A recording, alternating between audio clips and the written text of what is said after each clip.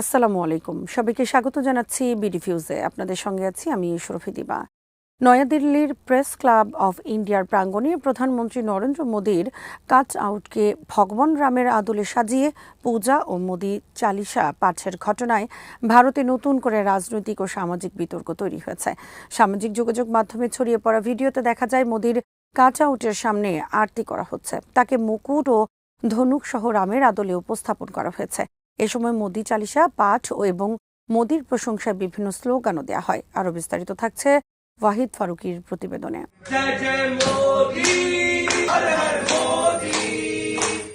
ঘটনাটি নিয়ে সামাজিক যোগাযোগ মাধ্যমে তীব্র প্রতিক্রিয়া দেখা দেয়। সমালোচকদের প্রশ্ন, ভারতের একজন নির্বাচিত প্রধানমন্ত্রীকে কেন একজন হিন্দু দেবতার প্রতীকে উপস্থাপন করা হচ্ছে, আর কেনই বা একটি সাংবাদিক সংগঠনের প্রাঙ্গণে এমন ধর্মীয় রাজনৈতিক আয়োজন করা হলো। তবে বিতর্কের মধ্যেই প্রেস ক্লাব অব ইন্ডিয়া নিজেদের অবস্থান পরিষ্কার করেছে। প্রতিষ্ঠানটি জানিয়েছে অনুষ্ঠানটি তারা আয়োজন করেনি। একটি সংগঠন সংবাদ সম্মেলনের জন্য জায়গাটি ভাড়া নিয়েছিল, কিন্তু ভাড়ার শর্ত ভঙ্গ করে সেখানে অন্য ধরনের আয়োজন শুরু হলে ক্লাব কর্তৃপক্ষ হস্তক্ষেপ করে অনুষ্ঠানটি বন্ধ করে দেয়।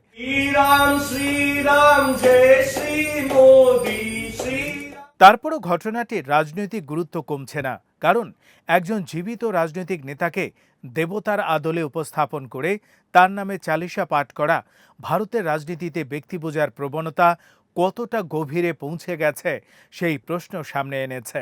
ভারতের রাজনীতিতে নরেন্দ্র মোদীর ব্যক্তিত্ব ইতিমধ্যেই বিজেপির রাজনৈতিক প্রচারের অন্যতম প্রধান কেন্দ্র।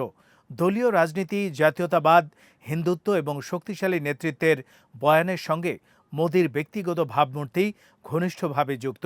সেই পরিবেশে মোদী চালিসাকে অনেকে শুধু ভক্তির প্রকাশ হিসেবে দেখছে না, বরং রাজনৈতিক ব্যক্তিত্বকে ধর্মীয় মর্যাদায় উন্নীত করার একটি চরম উদাহরণ হিসেবে দেখছেন।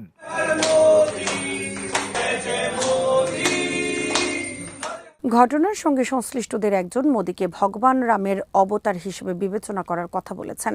এখানেই বিতর্ক আরও গভীর হয়েছে, কারণ গণতান্ত্রিক ব্যবস্থায় প্রধানমন্ত্রী একজন নির্বাচিত রাজনৈতিক প্রতিনিধি। তার প্রতি সমর্থন, শ্রদ্ধা বা প্রশংসা রাজনৈতিক অধিকার, কিন্তু তাকে দেবতার সঙ্গে তুলনা করা হলে রাজনৈতিক জবাবদিহির ধারণার সঙ্গে সেটির সংঘাত তৈরি হতে পারে। রাজনৈতিক নেতার কাজ নিয়ে প্রশ্ন তোলা, তার সিদ্ধান্তের সমালোচনা করা এবং সরকারের ব্যর্থতার জন্য জবাবদিহি দাবি করা গণতন্ত্রের স্বাভাবিক অংশ, কিন্তু কোনো নেতাকে দেবত্বের পর্যায়ে নিয়ে গেলে তার সমালোচনাকে রাজনৈতিক বিরোধিতার বদলে ধর্মীয় অনুভূতিতে আঘাত হিসেবে দেখার প্রবণতা তৈরি হতে পারে। এখানেই ব্যক্তি পূজার রাজনীতি গণতান্ত্রিক সংস্কৃতির জন্য উদ্বেগের কারণ হয়ে ওঠে।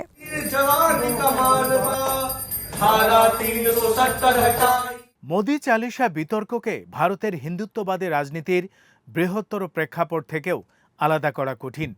গত এক দশকে ধর্মীয় পরিচয়, হিন্দুত্ব, রাম মন্দির এবং জাতীয়তাবাদ ভারতের রাজনৈতিক আলোচনায় আরও গুরুত্বপূর্ণ হয়ে উঠেছে।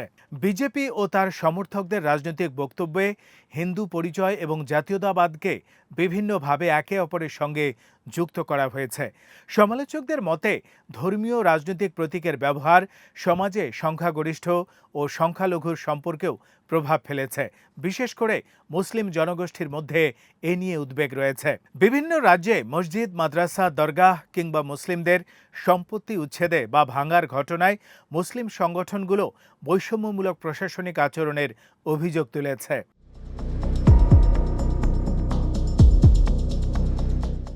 এর মধ্যে সবচেয়ে আলোচিত হয়েছে বুলডোজার রাজনীতি।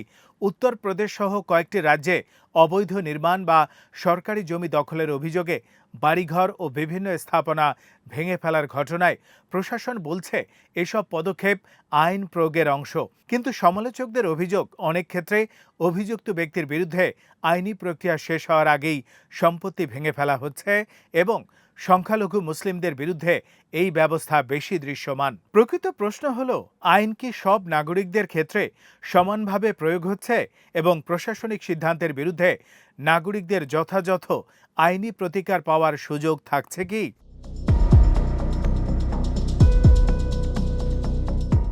এই জায়গাতেই মোদী চালিসা এবং সংখ্যালঘুদের অভিযোগকে একই বৃহত্তর রাজনৈতিক আলোচনার মধ্যে দেখা হচ্ছে। একদিকে একজন রাজনৈতিক নেতাকে ধর্মীয় প্রতীকে তুলে ধরে তার প্রতি ভক্তির প্রকাশ, অন্যদিকে মুসলিম সম্প্রদায়ের বিভিন্ন অংশের পক্ষ থেকে ধর্মীয় স্থাপনা ও সম্পত্তি নিয়ে নিরাপত্তাহীনতার অভিযোগ, দুটি প্রবণতা পাশাপাশি থাকলে সমাজের সংখ্যাগরিষ্ঠতাবাদ নিয়ে উদ্বেগ তৈরি হওয়া স্বাভাবিক।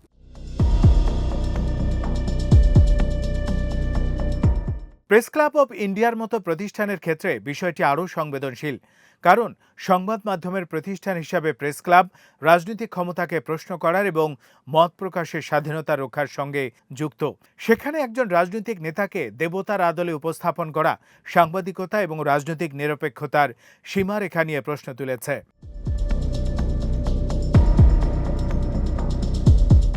সব মিলিয়ে মোদি চালিসা বিতর্ক ভারতের রাজনীতির একটি গভীর পরিবর্তনের দিকে ইঙ্গিত করছে, যেখানে রাজনৈতিক নেতৃত্ব, ধর্মীয় প্রতীক এবং ব্যক্তিকেন্দ্রিক আনুগত্য ক্রমেই কাছাকাছি চলে আসছে। একজন রাজনৈতিক নেতাকে জনপ্রিয় হওয়া বা তার প্রতি মানুষের গভীর সমর্থন থাকা গণতন্ত্রের জন্য সমস্যা নয়।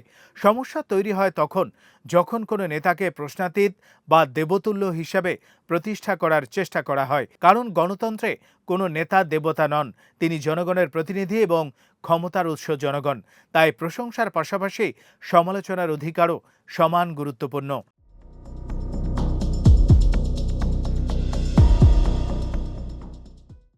মোদি চালিসা বিতর্ক শেষ পর্যন্ত শুধু একটি অনুষ্ঠানের ঘটনা নয়, এটি ভারতের রাজনৈতিক সংস্কৃতিতে ধর্মীয় প্রতীক ব্যবহারের বিস্তার, নেতা কেন্দ্রিক রাজনীতির উত্থান এবং সংখ্যালঘুদের নিরাপত্তা নিয়ে চলমান বিতর্ককে একই জায়গায় এনে দাঁড় করিয়েছে। সামনে ভারতের গণতান্ত্রিক প্রতিষ্ঠানগুলো কতটা নিরপেক্ষ থাকবে, রাষ্ট্রীয় ক্ষমতা কতটা সমভাবে প্রয়োগ হবে এবং রাজনৈতিক নেতৃত্বকে কতটা প্রশ্ন করা যাবে, এই প্রশ্নগুলোর উত্তরই নির্ধারণ করবে এমন ঘটনা বিচ্ছিন্ন থাকবে নাকি আরও বড় রাজনৈতিক সংস্কৃতির অংশ হয়ে উঠবে। আজ এখানেই শেষ করছি। সবাই ভালো থাকুন, সুস্থ থাকুন আর দেখতে থাকুন বিডি ভিউজ। চ্যানেলটি ভালো লাগলে সাবস্ক্রাইব করুন, সংযুক্ত থাকুন আমাদের ফেসবুক পেজে। আল্লাহ হাফেজ।